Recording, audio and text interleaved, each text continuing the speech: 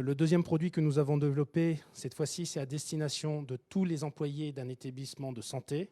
C'est la sécurité incendie, qui, comme vous le savez, est obligatoire pour tout ERP, normalement, de le faire. Et j'ai cru comprendre que c'était pas facile à mettre en place. J'ai cru comprendre que lorsqu'on avait beaucoup d'espace, on pouvait faire venir un camion ou un bus pour 2 000 à 3 000 euros, par exemple, par jour, et qu'en une semaine, on pouvait passer du personnel, 200 personnes en moyenne.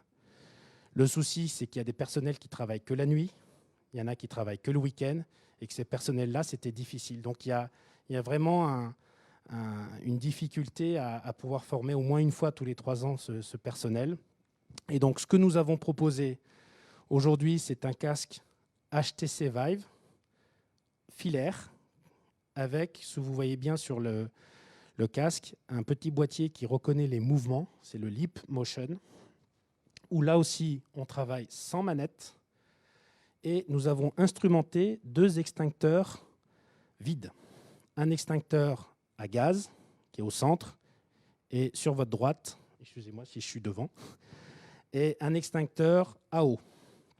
Ce qui permet d'être devant une chambre où on voit de la fumée, de choisir en fonction du type de feu, de pouvoir prendre l'extincteur, percuter, dégoupiller et éteindre le feu de façon correcte avec la bonne posture.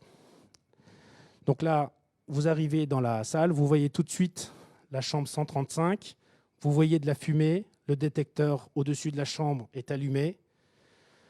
Vous regardez à gauche, alors ça, on me dit souvent que ça fait rêver parce que normalement, c'est là où je fais rire tout le monde. Normalement, il y a un petit peu plus de matériel, c'est un petit peu plus encombré. Et vous appuyez donc le DM, le déclencheur manuel, immédiatement, puisque vous avez reçu une formation théorique une première fois. Vous appelez le PC sécurité, en l'occurrence ici le 2121.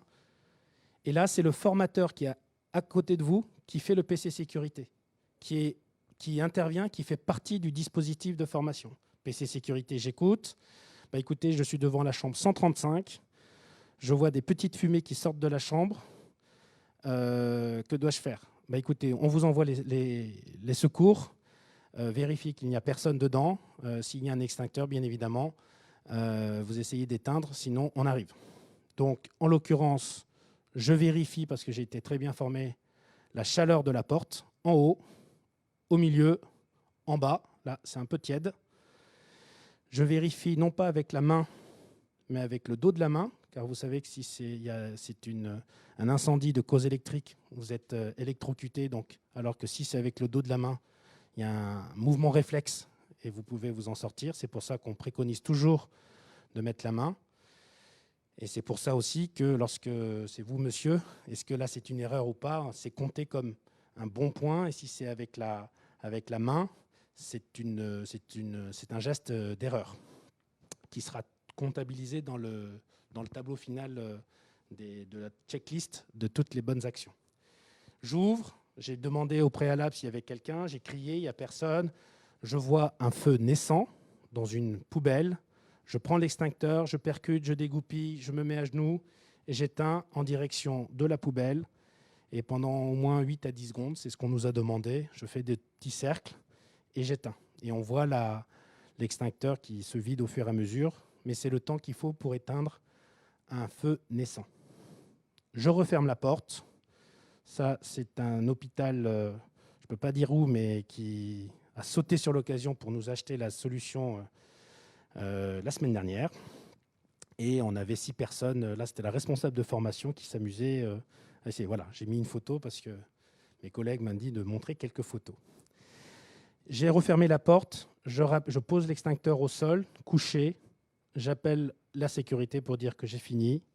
Et je mets la main sur cette plaque pour signifier que j'ai terminé la simulation. La même situation avec un feu moyen.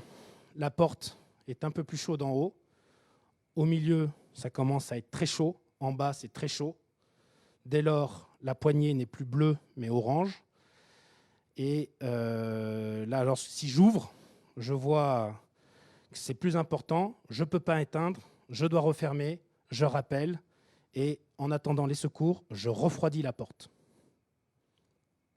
Je termine. Je vous le fais un petit peu bref, mais c'est la même chose. Cette fois-ci, c'est la même situation. Je ne sais pas si on arrive à voir. Il y a de la fumée qui sort de façon très importante en haut, de la fumée qui sort en bas. On entend le bruit du feu, hein, ça craquelle. Certains clients me demandaient est-ce qu'on peut avoir l'odeur. Enfin, vous voyez, ça suggère des choses. Pour l'instant, on n'y est pas, mais un jour peut-être. Dès lors, pareil, je mets la main, très chaud, très chaud, très chaud. Pareil, brûlant. Je vérifie s'il n'y a personne. Si jamais j'ouvre, c'est ça. Donc là, c'est pas bon. Mais si je n'ouvre pas, parce que c'est la procédure, je n'ouvre pas, je ne joue pas les héros, je rappelle et on me dira d'attendre, de partir ou de refroidir la porte pour pas que le feu se propage. Je termine la simulation. À la fin, là j'ai pris une capture d'écran, une des premières. Vous avez un score et c'est complété par des questions libres du formateur pour pouvoir adapter à la personne. Donc c'est tout simple, c'est plus 2 points, plus 3 points, plus 4 points. Il y a des choses qui sont importantes comme alerter, prévenir les secours, c'est fondamental. Après, si j'ai mis que 2 mains, c'est moins important. Par contre, si j'ai mis la main avec la paume, c'est comptabilisé, c'est plus pénalisant. Et ça permet on rentre le nom, on a la personne, et 3 ans plus tard, on peut revenir en disant écoutez, vous vous souvenez, vous avez eu 18 sur 37, et cela permet de se reformer et de refaire un parcours. Et tous les organismes de formation et les PC sécurité nous regardent avec plaisir, car là où il faut former par exemple 50 personnes, vous venez avec 20 extincteurs remplis d'eau. Vous pouvez faire la simulation extérieure, tant mieux s'il ne pleut pas, mais s'il pleut, vous ne pouvez pas. La photo que je vous ai montrée tout à l'heure, c'était dans une bibliothèque où on a poussé les tables au sous-sol. Et là, ça donne d'autres possibilités de former avec le lieu dont on dispose.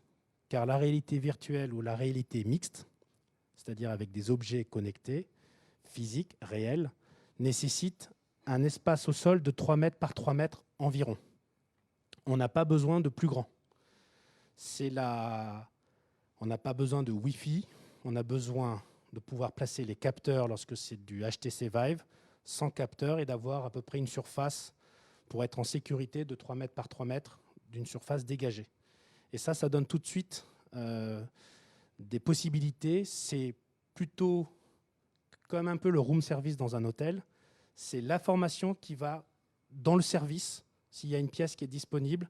Et là, on peut former, quand vous avez un grand établissement, un grand hôpital comme le CHU de Poitiers, on peut déplacer la formation de façon à être au plus proche, sans désorganiser les services, et par 6, par 8, par 10 personnes, par session, par demi-journée, pour 1h30, on peut vraiment articuler. En tout cas, c'est le retour que nous avons des formateurs, où les formateurs sont vraiment heureux de pouvoir être soulagés, parce qu'ils parlent de concentration, il faut répéter les mêmes propos, alors que là, avec la réalité mixte ou la réalité virtuelle, on peut data tracker chaque geste qui aura été identifié, ce qui permet d'avoir un comptage factuel objectif sur lequel le formateur va pouvoir nourrir son débriefing avec l'apprenant.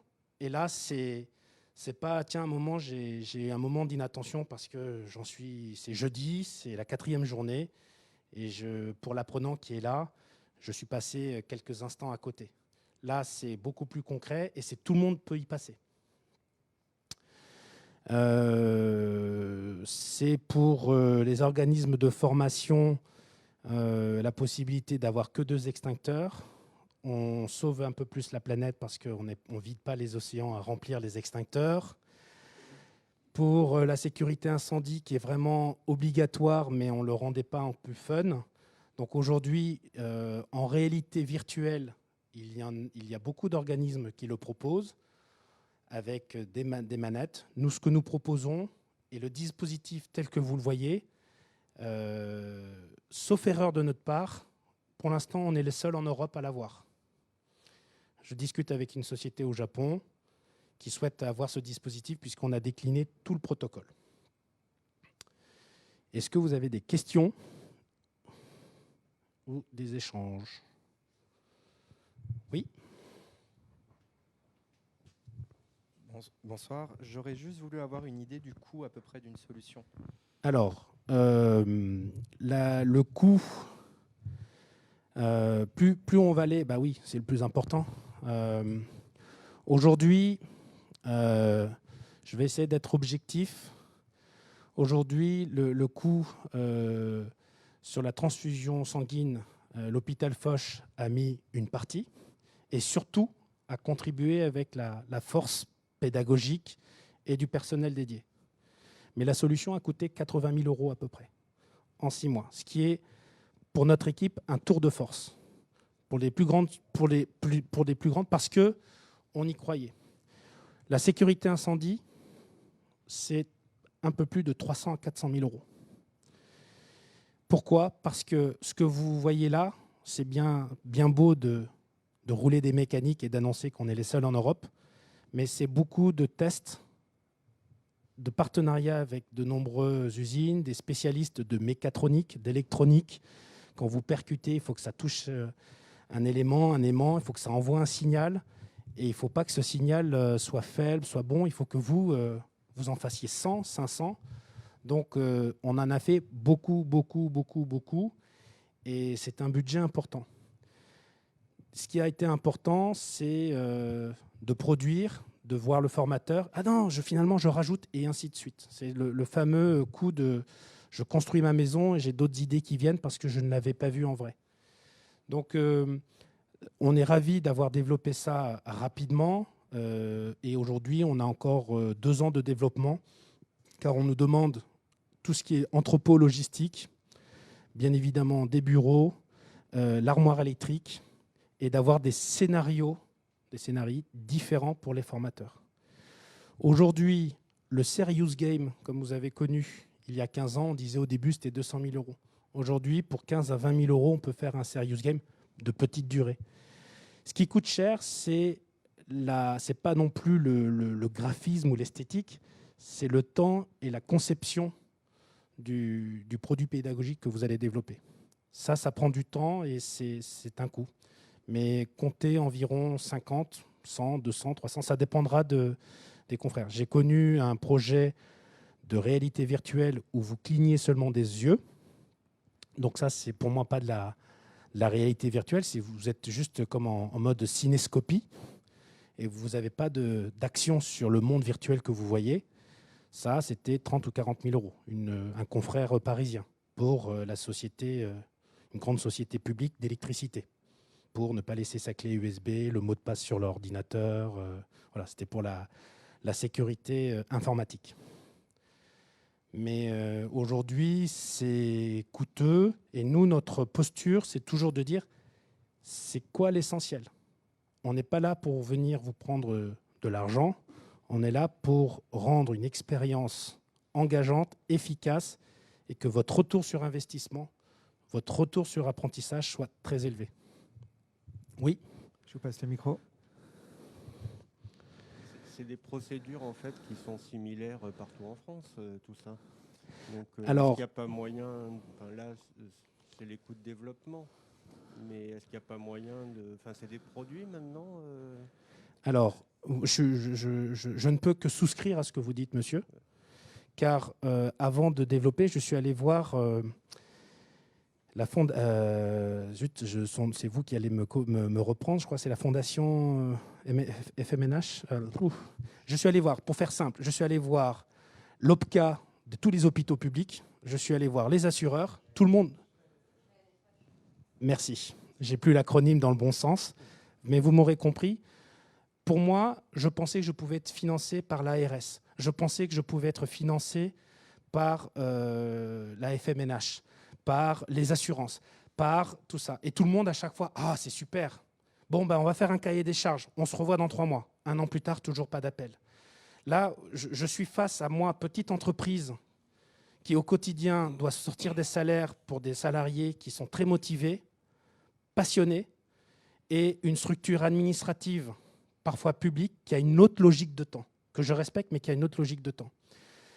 Pour tout vous dire, ces 2 produits viennent de sortir la semaine dernière. J'ai fait des tests, c'est pour ça que j'ai des retours d'expérience.